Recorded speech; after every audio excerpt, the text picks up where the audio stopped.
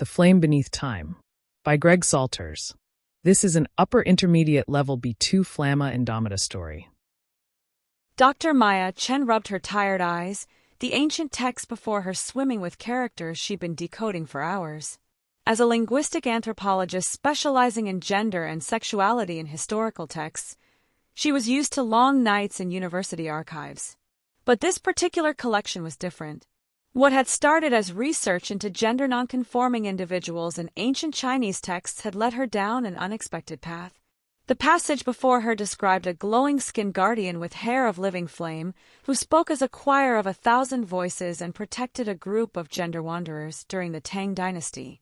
3 months ago, she would have dismissed it as mere folklore. But now, after finding similar descriptions in texts from different cultures and eras, she couldn't ignore the pattern. Her office walls were covered with photocopies and translations, connected by red strings like a detective's evidence board. Medieval Persian poems about a fierce spirit of azure flame. Sanskrit texts describing a divine being of shifting forms and protective fire. A fragment of papyrus from Alexandria mentioning a multicolored deity who guards those who transcend boundaries. Maya glanced at a framed photo on her desk, a picture of herself as a teenager with her parents, their expressions strained. Her father had struggled to accept her identity, and though time had softened their relationship, the photo reminded her of the distance that still lingered. She took a deep breath and returned to her work. "You're still here." Maya looked up to find Dr. Fatima al-Rahman in her doorway, her colleague from the Middle Eastern Studies Department who'd helped her translate some of the Persian texts. Fatima's scarf was slightly askew, a sign of her own late-night research. "I found another one," Maya said, gesturing to her computer screen. "A Norwegian folk tale from the 1600s. Listen to this." And in the northern lights came a figure of rainbow flame, neither man nor woman, who sheltered those cast out for loving differently. Fatima approached the evidence wall, her eyes scanning the intricate web of connections. It's remarkable how consistent the descriptions are across cultures that had no contact with each other.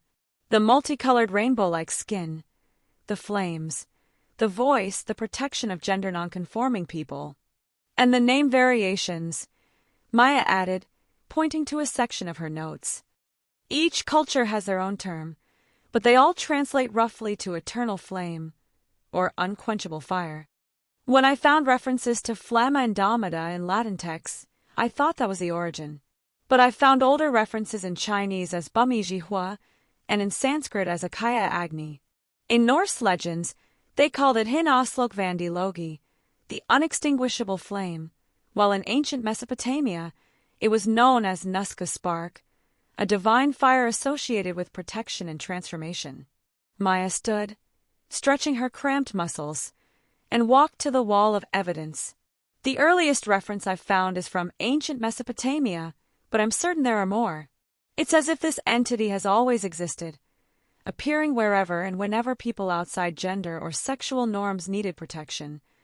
Like the Gali, the self-castrated, gender-fluid priests of Cybele in ancient Rome, who served as oracles and spiritual guides. The Hijra of South Asia, individuals assigned male at birth but embracing feminine roles, revered for their blessings at weddings and births despite societal marginalization. Or the Esse Rezi and Asinu of Mesopotamia, gender-variant figures, who served in temple rituals as intermediaries between humans and gods.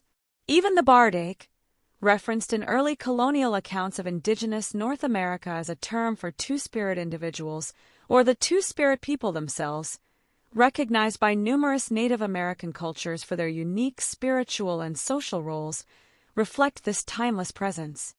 Do you ever feel? Fatima hesitated. While translating these texts, do you ever feel like you're being watched? Maya nodded slowly. Sometimes when I'm deep in translation, I swear I can feel warmth on my hands, like I'm holding a candle. And the texts, they seem to glow sometimes, just for a moment. Fatima's expression turned thoughtful. The Persian poem I helped you with last week, after I finished translating it, I dreamed of rainbows and flames all night. In my dream, I understood every language that has ever existed. She touched one of the papers on the wall. It felt like the flames were teaching me, Before Maya could respond, her computer chimed with an email notification. It's from that contact in Japan, the one I asked about ancient temple records. She quickly opened the attached files, her eyes widening. Fatima, look at this. The email contained photographs of a scroll painting from the 14th century. It depicted a scene of priests trying to force several people from a temple. But standing between them was a familiar figure, glowing, wreathed in flames, neither male nor female. The text describes them as Fumetsu no Hano, the undying flame, Maya translated. It says they appeared to protect a group of gender-variant priests who were being expelled from the temple. After their appearance, the temple became a sanctuary for such individuals for over 200 years. As Maya spoke, the desk lamp's aura intensified. Both scholars watched in amazement as the flame seemed to lift from the bulb, floating between them like a miniature star. Maya, Fatima whispered, I don't think we're just translating history. I think we're being used as translators for something that wants its story told. The floating light pulsed, casting shadows that seemed to transform the office. In those shadows, they could see figures from their translations, the gender wanderers of the Tang dynasty, the cast-out lovers of Norway, the temple priests of Japan, all connected by a thread of rainbow-hued flame. All this time, Maya breathed, they've been the same entity, Flamma Indomita, appearing in different forms but always with the same purpose. And now they're helping us piece it together. The light grew brighter, and suddenly both scholars found they could read every text in the room simultaneously, understanding flowing into their minds like water. They saw how Flamma Indomita had adapted to each culture while maintaining their essential nature, how they had served as both protector and inspiration throughout human history. Maya rushed to her computer, typing frantically as the knowledge poured through her.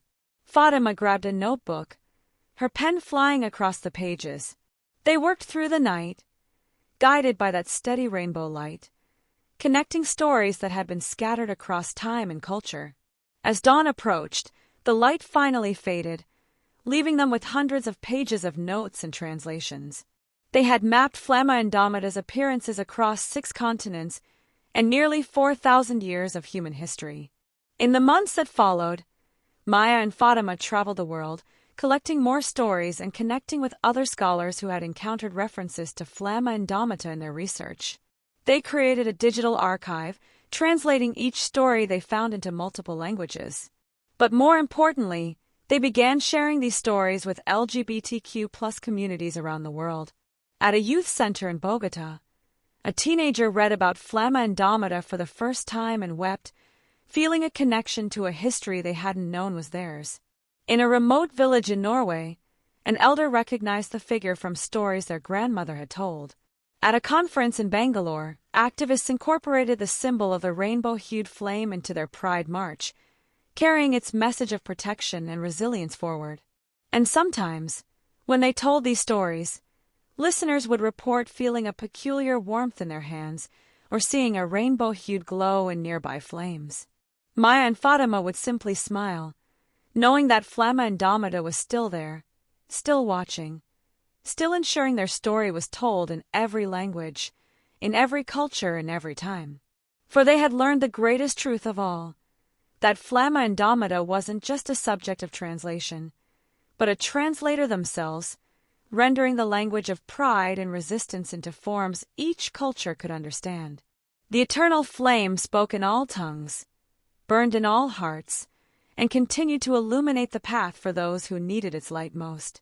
And in Maya's office, the evidence wall remained, now expanded to cover multiple rooms. Each red string connecting a text, a culture, or a story seemed to pulse with energy, as if carrying the weight of history. Visitors often remarked that in certain lights at certain angles, the strings would flicker, as if it were catching fire with a subtle rainbow-hued glow.